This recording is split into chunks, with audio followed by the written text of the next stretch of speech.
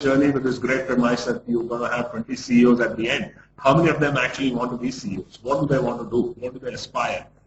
Do they see 30 years hence or do they see 3 years hence?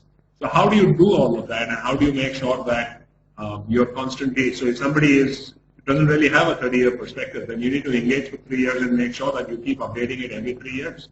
And that's how you will get your perspective. But aligning on a constant basis, not just asking a person to fill a paragraph in a form, but to remain actively. So the next couple of things are very important. One, build a family, right? So you've got to make sure that your organization is a family where people know each other, they're familiar, there's shared kinship, there's shared assignments, there's shared responsibility areas, markets, etc., etc. So they work together. They often meet again. So the kind of organization where people have worked together in some situation or the other and have come together, not just meeting once a year at the company picnic, but a larger one. Bridging with the family, again, a very important thing, because a lot of what a person can do in an organization or can do for an organization, when the person decides to leave an organization, these are all decisions very often discussed with their own families. Sometimes they're driven by pressures from within the family. So it's very important to remain engaged with the family, and obviously respecting privacy while you do that. Bonding and knowing people intimately is a very, very critical thing, because organizations that build and keep and nurture talent, right, know their people. So this is not just about knowing somebody in a formal performance assessment review, not from what is just explicitly stated in a formal communication, but knowing people as people are, and this is every level, knowing people around them. So as you go up, right up to the board, right up to the CEO, there is a very good information that's there, right? And HR is a huge facilitator of this. HR is a huge keeper of this information. If somebody is going to imagine a situation that you have a new CEO for whatever reason, and the top leadership team is going to meet the CEO, how are you going to brief your CEO? What are you going to be able to tell your CEO about the 5, 10, 20 people that he or she is going to meet over the next interaction? How well do you know them? And are you going to just send them formal profiles, or are you going to be able to share knowledge that will really be useful and help the CEO bond instantly with these people, right? And that's very critical. So this is really what we need to do, but we also need to know what's going on outside, right? And that is really looking around and making sure that you know what your competition is doing. You know where your talent is vulnerable, right? And you do things to make sure that somebody doesn't get the opportunity, doesn't get a chink in your armor or a door in your fort to move in and steal your talent away. So you not only have to be doing good with your organization, but you also have to be competitively savvy. I think this is an area where sometimes HR isn't very aware of that it needs to do this, but from a strategic point of view, this is very critical, because you need to do an assessment all the time of saying how vulnerable are we vis-a-vis losing our talent to competition. So this is something that's something that must be done. The next 2 points I think are very critical. Staying connected with your alumni and looking after your retirees. And obviously the last one, I'm from the technology industry, so when I look at the last one, it still doesn't sink in, because in our industry we don't believe we will ever retire from a company. So, but at the same time, whether it's a retiree or it's an alumni, you've got to make sure that you're connected. Because it's your alumni that will be huge influencers to what's going on. And this is really where your job doesn't end with an exit interview, right? Your job actually is also to make sure that you remain, whether somebody else does or doesn't, but you remain connected with your alumni. You stay in touch with them, you know what's going on, you share information with them, you prevail upon the organization to bring them back in, like homecomings and so on and so forth. So many initiatives, formal and informal. And also, if you do have employees retiring, it's extremely important, because end of the day, if you want to know how good an organization is, if you meet the retirees of that organization and they can assure you, you can look at them and you can hear them say that, look, we're very happy, very proud that we spent 30 years in this company, never looked at anybody else. And at the end, it's done well by us, and it's a great place to be in. And that is a very, very powerful message to go to a young person who may want to work with you. So that's pretty much what I had to talk about. And the floor is now open for questions. And like I said, you just need to raise your hand and I'll unmute you so we can hear your audio. And if for whatever reason you can't do that, just type in your questions into the chat box that's on the panel. And Gunjan here will take your questions. So go right ahead.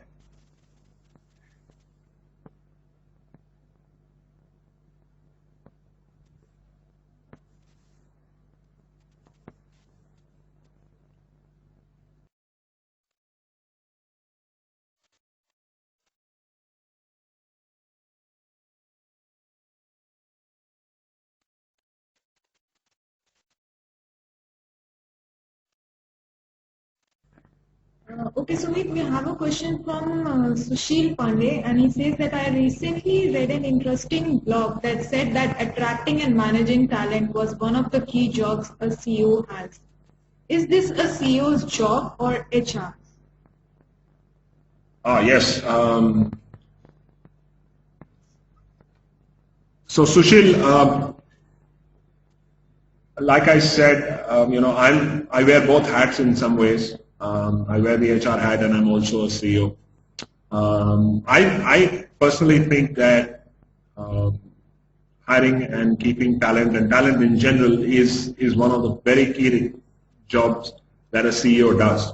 And I think really the difference is that what I talked about today is really from a CEO's point of view. All these things is what a CEO who believes in talent and who believes that having the best talent will make all the difference to his or her business would want to do. The question really is, where are you if you're the HR person against this wish list? Are you transactional or are you strategic? And that's really where all this is coming from. So the question really is, this is what is needed to be done. Are you going to do it or is the CEO going to do it? And that's really why CEOs will either have enormous respect for their HR people and see them as vital allies in what they're doing, or see their HR functions as doers of something and give them instructions to do stuff.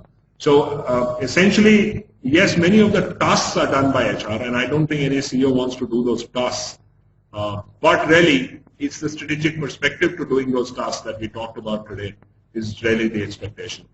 I have seen organizations where chief HR officers think like this, they act like this, they have functions that do like this, and I have seen those organizations, where CEOs rely on this, on their talent officer, chief talent officer, for every single significant decision that they make. They are vital allies to the CEO in doing this. So I think it's a job for both. And how this job is done by one or the other is also dependent on how good and at what level HR is operating. Do we have another question? Yeah. Ashok Rawat says, don't you think that with the speed and fast growth required in business today, it is not possible to build talent and most companies need to hire talent at all levels? Right. I kind of, agree and disagree both with you, Ashok. It really is a question of, like I said, if you recall, I talked about what kind of perspective do you have, right? Are you looking at a 30-year perspective and a 100-year perspective, or are you looking at a 3-year perspective? So if I had a very short perspective, then I would just go and get ready-made stuff and sort of just put it together. But if I wanted to make sure that I have a large growth requirement and I know I'm going to be around for such a long time and my business is going to be growing and stuff like that, then I would actually invest a lot more in building. And sometimes you do both, so you bring talent from outside to meet the very immediate needs, but you also start building because, it's a chicken and egg story. Building takes time. So you need to start doing that. And it's amazing how quickly talent grows. Talent that has come in, if you hire good quality people at an intake level and do everything that we talked about today in terms of grooming them and building them, you're going to be amazed by the speed at which talent grows. In-house talent grows very, very rapidly.